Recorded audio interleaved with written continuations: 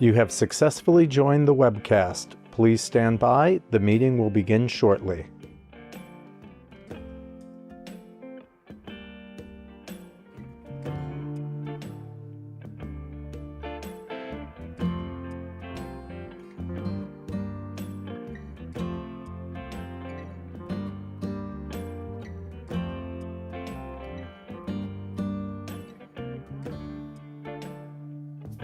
You have successfully joined the webcast. Please stand by. The meeting will begin shortly.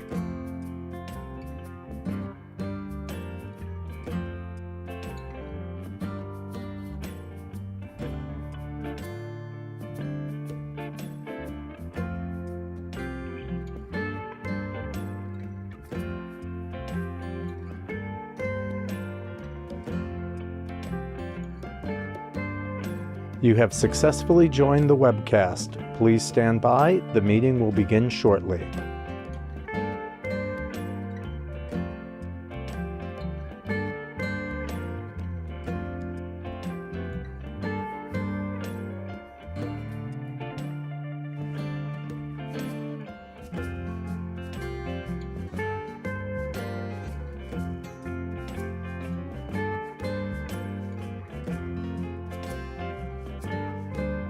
You have successfully joined the webcast. Please stand by. The meeting will begin shortly.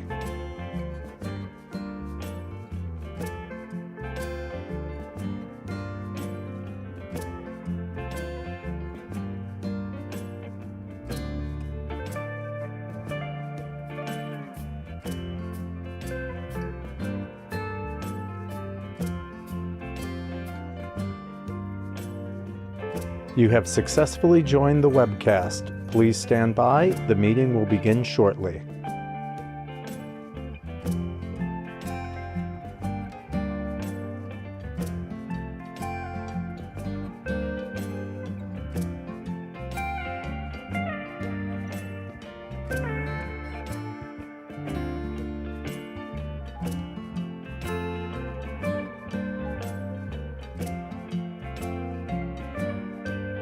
You have successfully joined the webcast. Please stand by. The meeting will begin shortly.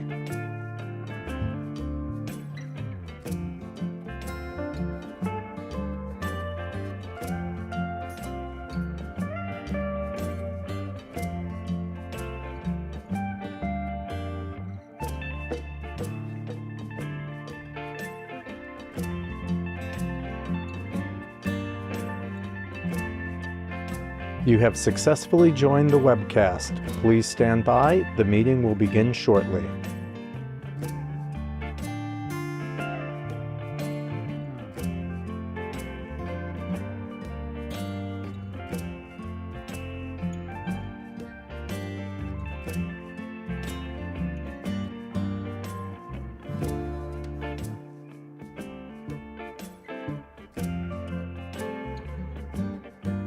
You have successfully joined the webcast. Please stand by. The meeting will begin shortly.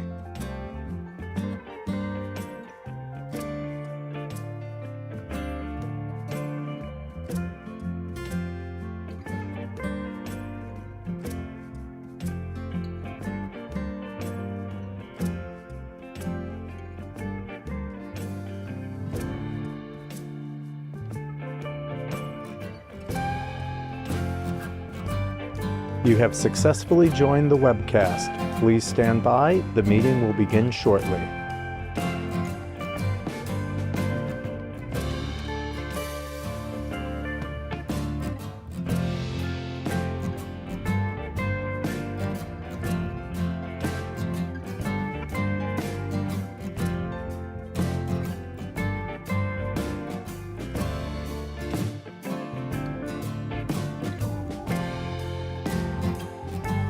You have successfully joined the webcast.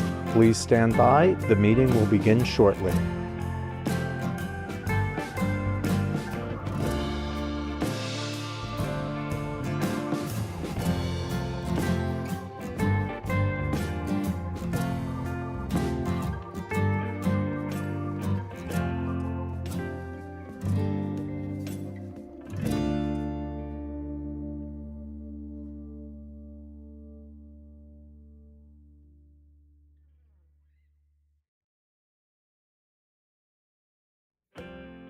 You have successfully joined the webcast. Please stand by. The meeting will begin shortly.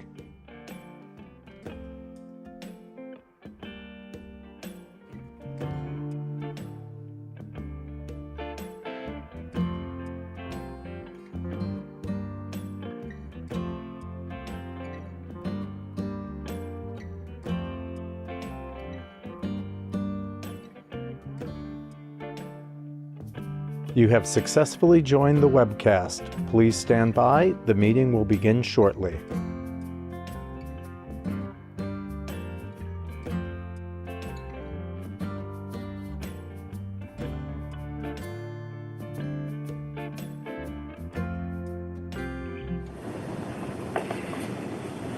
Good afternoon. My name is David Viana, and I was recently appointed by Empire State Development to serve as a director of the Queens West Development Corporation. Before I call this meeting to order, I will note for the record that I will serve as the acting chair for today's meeting. I now call to order the meeting of the directors of the Queens West Development Corporation for Thursday, March 21st, 2024. I'd like to note for the record that this meeting is being webcast. In addition, I'd like to welcome and introduce two newly appointed directors, Angel Santana, who was also appointed to serve by Empire State Development, and Amy Lawrence, who was appointed to serve by the Port Authority of New York and New Jersey. Look forward to serving on the board with all of you. The directors have received the relevant written materials in advance of today's meeting and are free to ask questions at any time. We welcome public comment on today's agenda items. I will note for the record that the public was given the opportunity to comment on the agenda items by submitting their written comments by 4:30 p.m. yesterday. I'd like to state for the record that no comments were received from the public concerning today's agenda items. I will also note that we do not have any members of the public attending today's meeting. Before we begin with the substantive portion of the meeting, I would like to ask the directors whether anyone has any potential conflict of interest with respect to any of the items on today's agenda. If so, I would ask that you please make an appropriate disclosure on the record at this time. We will then be sure that you may recuse yourselves from any discussion or vote with regard to such item or items. Okay. Hearing none, our first order of business is the approval of the minutes of the directors' meeting of March 13th, 2023. Are there any questions, comments, additions, or deletions on these minutes? No. If not, I will entertain a motion for approval. Can I get a motion? So moved. Second? Second.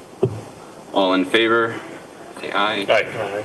Aye. Okay. Thank you. The motion carries. I would now like to ask the directors to approve the appointment of Terrence Cho as president of the corporation. As indicated in our materials, he currently serves as the assistant vice president of real estate and planning for Empire State Development. Are there any questions or comments from the directors? Okay, as indicated earlier, we do not have any comments from the public. I will now entertain a motion for approval. Can I get a motion? So moved. And second? Second. All right, all in favor, say aye. Aye. Aye.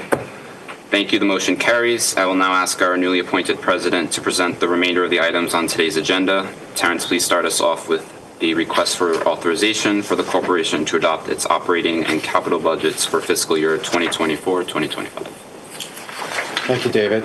Good afternoon, board directors. My name is Terrence Cho, and I am an assistant vice president of real estate development at ESD, and now the newly appointed president of Queens West Development Corporation. The directors today are being asked to consider for approval the Queens West Development Corporation operating and capital budgets for fiscal year 24 to 25. The operating budget of $106,812 includes personal services expenses of $86,740 and non-personal services expenses in the amount of $20,072. By the amount of a few dollars, by about $20, it's more or less the same as last year's budget. These costs include costs for full-time and part-time staff and other expenses relating to the operation of the subsidiary. The capital budget totals $1,550,000 for the upcoming year and includes $1,510,000 for the construction costs for the New York State Parks Ranger and Comfort Station, as well as the 47th Street Park entrance, which was performed by the New York City Department of Design and Construction. This $1,510,000 has been earmarked for the Park Ranger Station and the park entrance for a few years at this point, and Quiddick has been waiting for New York City DDC to issue the notice of completion to release these funds. But for the time being, they're still included in the capital budget until we receive that notice from the city. The capital budget also includes increased budget line items for legal costs and property management for anticipated property transfers of the Queens West Library site and the northern portion of Center Boulevard to the city. It's anticipated that work for those property transfers, which has been in the plan since the inception of those two projects, it's anticipated that work for those property transfers may happen this year, and the subsidiary may need to retain additional services for legal and property management to support those transfers from Quiddick to the city for those properties. Happy to answer any questions if there are any. So it's that you're waiting for DDC. DDC needs to act. Exactly, yeah, and they have been waiting because while the property transfers of the Queens West Library site and the northern portion of Center Boulevard are separate from the Park Ranger Station and the 47th Street Park entrance, the Queens West Library site is directly next to the Park Ranger Station, and until the anticipated plan was always to transfer the Queens West Library site back to the city because the city owns all of its library sites. DDC has said that they want to settle the property transfer first before releasing the notice to issue those funds to pay for our share, for Quiddick's share of the Ranger Station and the entrance. Okay. So essentially we're waiting for DDC, and we've been waiting for a few years at this point. And as you may remember from last year, it was the exact same amount. Yes, I do. Okay. Is there an expectation or So Quiddick staff, including legal counsel for Quiddick, Matt Acasella, as well as David Viana, we had been participating in some calls for the past few months with DDC, Queens Library, City Hall, and City Legal to get the property transfer moving. The city has been they've been a little slow at it. I'm hoping that we'll be able to get moving on it this year. For some reason, they don't seem to be in a big rush on this. I'm not really quite sure why. And we're certainly not accruing interest or anything like that. It's still going to stay at the $1.5 million, and that's all we owe for it. But I think there may be some movement on it this year, and the anticipated timeline, like once we get everything going, the anticipated timeline from the city for the actual property transfer is they've said about 6 months. The one complication with the property transfer has been the management of the environmental plan that's been implemented by New York State DEC. New York State DEC site management plan for the site is on the entire site, which includes the Queens Library and the Park Ranger Station, and they have made it very clear to everyone, the city and Queens Library as well as Quiddick, that they do not allow site management plans, their environmental plans, to be split. They want it to be all one plan. And so it's a little bit complicated because the entire plan includes a state parks property and a city property. And so we have to figure out who's going to take ownership of that. And the city has indicated that it may be willing to, but certain discussions and decisions still need to be made. Okay. A lot of pieces. Thanks. Thanks, Terrence. I have one other question. Sure. The legal and property management costs, are those specific to the property that's being transferred? Do those go away, or are they? Yeah, they do go away. We don't have contracts, and to be upfront, they're probably conservative because some of those we had always had funds earmarked for. I mean, you can see it from the previous year's budget. We've always had funds earmarked for those expensive legal and property management, and in all honesty, those probably would cover any anticipated needs for Quiddick because our role is fairly minimal compared to the cities and Queens Library, but we just as a buffer or as just in case that ends up being more work, and that's actually probably a good segue into the next item as well, because of perhaps maybe increased rates or increased costs. We wanted to add a few more dollars to those items. Yep. Thanks. So before we go to that next item, are there any other questions or comments from the directors on the budget? All right, I'll now entertain a motion for approval. Can I get a motion? Move. Second? Second. All in favor, say aye. Aye. Aye. Thank you. The motion carries. Next, Terrence will present a request for authorization to increase compensation rates for the corporation's outside legal counsel. Terrence? Thank you, David. The directors are now being asked to consider for approval increased compensation rates for outside legal counsel retained by the Queens West Development Corporation. The requested authorization would approve QUIDIC to adopt higher rates for outside legal counsel compensation, for which these rates were previously approved by ESD, the parent corporation, in September 2023.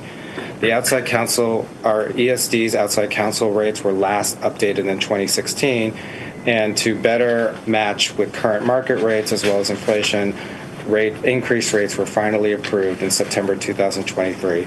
The proposed new rates for QUIDIC to possibly approve can be found in your board materials, and I'm happy to answer any questions if you have any. Any questions or comments from the directors? I will now entertain a motion for approval. Can I have a motion? So moved. Second? All in favor, say aye. Aye. Thank you. The motion carries. Terrence, please continue and present the request for authorization to amend the ground lease in connection with parcel 10. Thank you, David. The directors are being asked to consider for approval an amendment to the ground lease between QUIDIC and Parcel 10 Apartment Corporation, otherwise known as City Lights. The proposed amendment would allow City Lights to receive certain New York City tax benefits that would reduce the amount of pilot payments made by City Lights paid directly to the City of New York. The specific benefits that this amendment would allow City Lights to benefit from are the City Cooperative and Condominium Tax Abatement, otherwise known as CCAP, and the Senior Citizen Homeowners Exemption, otherwise known as SHEHE. QUIDIC and City DOF have been in discussions to allow these benefits for the City Lights residents beginning from late last year to early this year, and City DOF has reviewed and approved the proposed language for the ground lease amendments to allow these benefits to apply to the City Lights pilot. If there are any questions on behalf of the directors, I'm happy to answer them. The net of this, just to confirm, the net of this is a reduced pilot being paid directly from the residents to the city. That's correct. And as detailed in the board materials, there is precedent for this with the other parcels. The other parcels in their ground leases have a provision called a pilot conversion, which essentially allows their pilot payments to be converted to New York City taxes. It would still be pilot, but it would act as New York City taxes, and the city agreed to it for those other parcels. But I think because City Lights was the very first parcel and it was also developed under very different circumstances, the ground lease for City Lights does not have that provision. So this would essentially mimic that so that they could receive these as-of-right benefits. Okay, thanks. Any further questions or comments? Not for me. I'll now entertain a motion for approval. Can I have a motion? Second? Second. All in favor, please say aye. Aye. Aye. Thank you. Thank you. The motion carries. Terrence, please go ahead and present today's final item, a request to, among other things, dispose of certain land by deed in connection with parcel 10. Thank you, David. The directors are being asked to consider for approval authorization to dispose of certain land by deed, to hold a public hearing, and the authority to consider comments from the public hearing related to the disposition of the property known as Riverview Gardens, which is located on parcel 11 of the Queens West Development Corporation GPP area, or Block 17, Lot 29 in Queens, New York. Riverview Gardens currently holds a 44-year deed from QUIDIC with the reverter to transfer ownership of the property back to Quiddick at the end of the 44-year term. The 44-year structure was crafted originally to comport with available HUD funding programs. However, the deed also included permanent covenants and restrictions, which include permanent use of the property for low-income senior housing run by a nonprofit, a prohibition of demolishing, replacing, or materially altering the current Riverview Gardens building, maintenance of the building in a first-class condition, a prohibition on converting the building to condo or cooperative ownership, and restoration of the building to the original condition or as close as possible in accordance with Quiddick GPP and design guidelines in the event of any casualties to the building. The proposed disposition would permanently convey the property to Riverview Gardens at the end of the 44-year deed, subject to the same permanent use and other restrictions in the current deed that I just outlined. The proposed disposition would facilitate Riverview's need to refinance and upgrade the building for necessary capital improvements. In addition, the proposed disposition would directly support the mission of the New York Foundation for Senior Citizens, which is the nonprofit that runs Riverview Gardens, of providing senior housing to its populations. Quiddick Legal Counsel has determined that the proposed disposition complies as an exception to the public authorities law provision that requires that properties be disposed at fair market value. The exception to the public authorities law permits property disposal without a competitive bid for less than fair market value if the purpose of the transfer is within the agency's purpose, mission, or governing statute. The proposed disposition meets this criteria because it will ensure that the foundation, the New York Foundation for Senior Citizens, will be able to continue operating the facility in a first-class manner as much needed, permanent affordable senior living facility and complete an anticipated refinancing, as well as update the building with necessary capital improvements. In addition, part of the mission of ESD, which Quiddick adopted as part of the GPP, is to promote the sound growth and development of our municipalities through the undertaking of private improvement programs. Therefore, the purpose of the proposed disposition, which is to maintain the existence of much-needed affordable senior housing, is consistent with the purpose, mission, and governing statutes of both Quiddick and ESD. I would also note that in order to comply with public authorities law, Quiddick did perform an appraisal of the Riverview Gardens property, and the details of that appraisal can be found in your board materials. The appraiser found a minimal value of $6.1 million as the value of the property, and that value is stemming from the rents that the residents paid directly to the operators, the New York Foundation for Senior Citizens, as well as net of any operating expenses. So essentially, the net operating income capitalized by a capitalized rate assumption.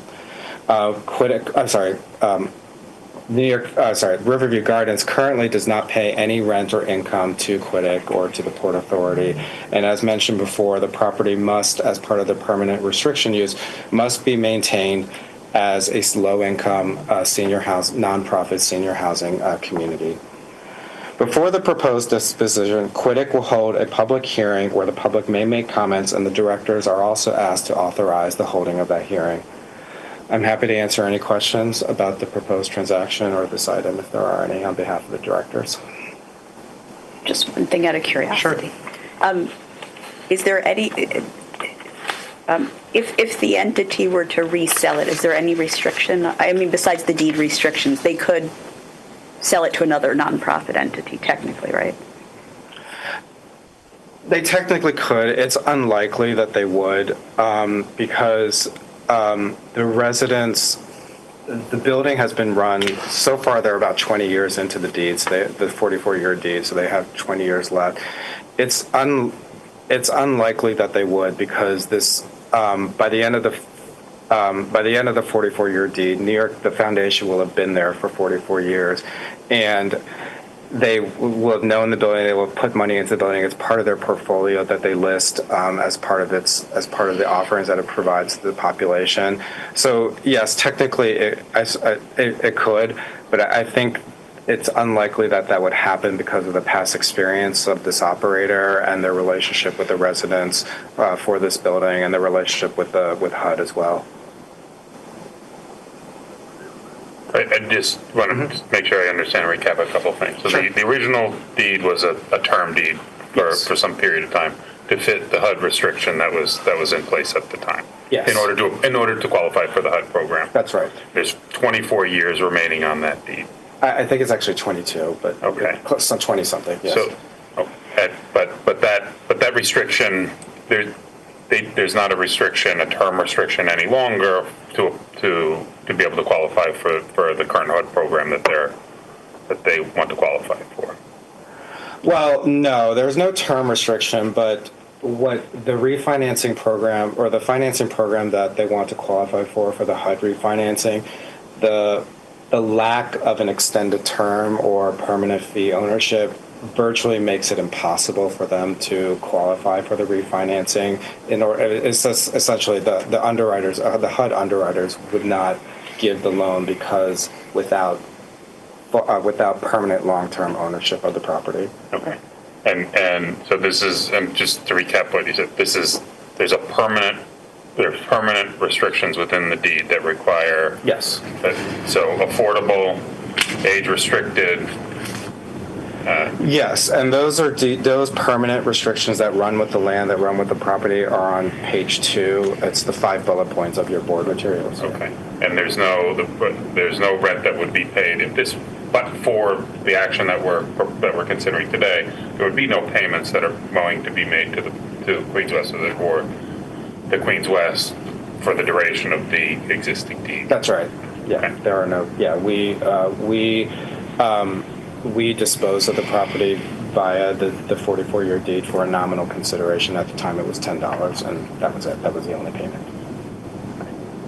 And again, tying that back to a term, it was a term. Yes, it was a term. We did that for a term because that was what was necessary to qualify for the HUD program at the time. Yeah, the original proposal at the time was a typical 99-year ground lease, but HUD did not allow that, which is why we crafted this 44-year structure. I think the original restriction, or sorry, not I think, I know the original restriction was typically HUD only allows 40 years, but there's some exception that can be made, or I think a request can be made to extend it longer, and the maximum that term could be extended is by 4 years, so that's how it came to be 44 years. Okay. May I make a minor clarification about the timing of assuming this is approved, about the timing of the new deed? So if the board were to approve this, in the near term, we would look to execute a new deed, a new permanent deed with Riverview. We wouldn't be waiting until the expiration of the rest of the 44-year term. Yes. So that we would be replacing the current 44-year deed with a permanent deed that had the same, deed restrictions as Terrence was specifying.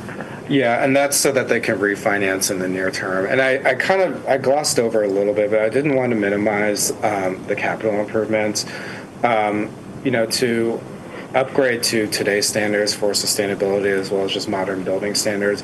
The building, while it's in good condition, they do want to make capital improvements and to maintain the building. And it's hard for the foundation to justify making capital improvements without knowing what the future lies ahead of them, that they have some sort of long-term ownership plan for it. So that is also a big concern as well for them. And they have a fairly robust capital improvement plan in the works, but they wanted this certainty to justify these capital improvements.